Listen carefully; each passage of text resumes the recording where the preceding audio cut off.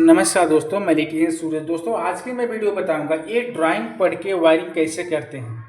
ये ड्राइंग पढ़ के वायरिंग कैसे करते हैं। मेन चीज़ वायरिंग में, अगर कोई भी कंपनी में जॉब करते हैं या जॉब करते हैं तो ड्राइंग मिलता है, तो ड्राइंग पढ़ के वायरिंग करते हैं। उसकी वायरिंग कैसे करते हैं आज की वीडियो में यही बताऊँगा। और ये कंट्रोल सर्किट मैंने बनाया हूँ। ये कंट्रोल सर्किट है 230 वोल्ट का एसी का। यहाँ पे न्यूट्रल की सप्लाई है, यहाँ पे फेस की सप्लाई है। फेस और न्यूट्रल का मतलब 230 वोल्ट एसी हो गया। अभी जो सर्किट मैंने बनाया हूँ, ये सर्किट के अंदर दो सिस्टम है। पहला इंचिंग है, दूसरा ये कंटिन्यू फॉरवर्ड में, यानी कि स्टार्टर इंचिंग में भी चालू होएगा और दूसरा कंटिन्यू फॉरवर्ड में भी चलेगा।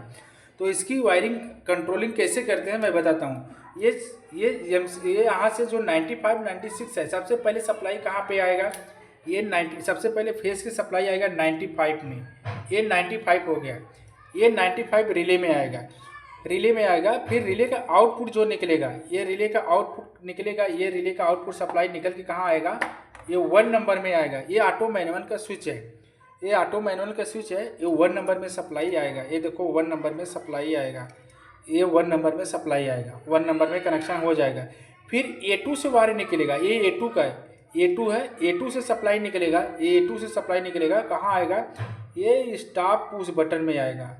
ये स्टॉप पुश बटन में आएगा। ये हो गया स्टॉप पुश बटन, इसमें सप्लाई आएगा। ठीक है, इसका आउटपुट निकलेगा। स्टॉप पुश बटन का आउटपुट निकलेगा, कहाँ पे जाएगा, स्टार्ट पुश बटन में, यानी स्टॉप पुश बटन से वायर ज्वाइंट होएगा, स्टार्ट में जाएगा। फिर वही वायर लूप हो के कहाँ आएगा, कॉन्टैक्टर के 13 नंबर में आएगा। फिर ये नीचे से सप्लाई निकलेगा। ये 14 नंबर है। ऊपर का कॉन्टैक्टर में 13 नंबर रहता है, नीचे 14 नंबर ये कॉन्टैक्टर का येलो कॉन्टैक्ट रहता है। फिर 14 नंबर से वायर निकलेगा, कहाँ जाएगा, स्टार्ट पुश बटन में जाएगा। स्टार्ट पुश बटन से फिर वायर कहाँ जाएगा, ये कॉन्टैक्टर के A1 में जाएगा। कॉन्टैक्टर के A1 का मतलब कॉइल हो गया। फिर कॉइल में से ज्वाइंट होकर वायर कहाँ जाएगा, इंचिंग में जाएगा। यानी कि मोटर को, स्टार्टर को इंचिंग में चलाना है तो इंचिंग का पुश बटन में जाएगा। ये इंचिंग का पुश बटन है।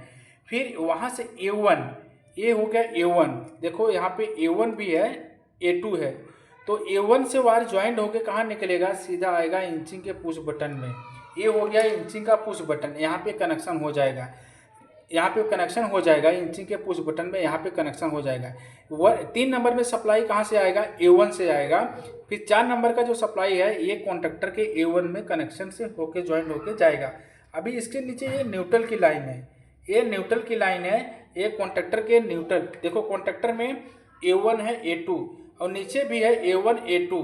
तो चाहे ऊपर की तरफ कनेक्शन कर सकते हैं, नीचे भी कनेक्शन कर सकते हैं। अगर A1 A2 है, ये A1 का मतलब फेस हो गया, A2 का मतलब न्यूट्रल। और यहाँ पे फेस की सप्लाई A1 में कनेक्शन हो जाएगा, दूसरा सप्लाई न्यूट्रल कराएगा, A2 में कनेक्शन हो जाएगा। तब क्या होएगा, ये स्टार्टर, अभी समझ लीजिए ये स्विच है। अगर 2 नंबर पे डालेंगे, ये 2 नंबर पे डालेंगे स्विच को, ये देखो स्विच है इसका, 2 नंबर पे डालेंगे तो ये पुश बटन पे कंटिन्यू फॉरवर्ड में मोटर रन होएगा। इसको पुश बटन को प्रेस करेंगे तो अपना स्टार्टर के ऊपर मोटर चलता है, तो कंटिन्यू मोटर फॉरवर्ड में घूमते रहेगा। इसके बाद में इंचिंग में चलाना रहेगा तो ये सिलेक्शन स्विच को ऐसा घुमाना पड़ेगा। इंचिंग में चलाना रहेगा तो ये सिलेक्शन स्विच को घुमाना पड़ेगा। तो फिर क्या होगा, ये सप्लाई बंद हो जाएगा। जब ये सप्लाई बंद हो जाएगा, A1 से सप्लाई कहाँ पे आएगा, इंचिंग के पुश बटन में आएगा। जब पुश बटन को प्रेस करेंगे तो ये होल्डिंग इंचिंग वाला जो लाइन है ना, ये इंचिंग वाला, ये होल्डिंग कट हो जाएगा, क्योंकि इंचिंग में होल्डिंग नहीं रहेगा। जब तक पुश बटन को प्रेस करेंगे तभी तक चलेगा, जब पुश बटन को छोड़ देंगे तो बंद हो जाएगा, क्योंकि ये इंचिंग वाला सिस्टम खाली ये A2 में है। A2 का मतलब हो गया ये अपना A2 का लाइन है ना, ये स्टॉप पुश बटन में कंटिन्यू फॉरवर्ड में मोटर घूमेगा, क्योंकि ये इसमें होल्डिंग है। यहाँ पे कॉन्टैक्टर 13 और 14 नंबर ये होल्डिंग है, ये इंचिंग में नहीं रहेगा। और ये इंचिंग में A1 का सप्लाई रहेगा, और ये सप्लाई खाली जब तक पुश बटन को प्रेस करेंगे तब तक कॉन्टैक्टर चालू होएगा। जैसे पुश बटन को छोड़ देंगे कॉन्टैक्टर बंद हो जाएगा। तो दोस्तों, ऐसे ही इंचिंग और फॉरवर्ड में कंटिन्यू, अगर 5 HP का मोटर है तो उसकी वायरिंग करके ऐसे चला सकते हैं।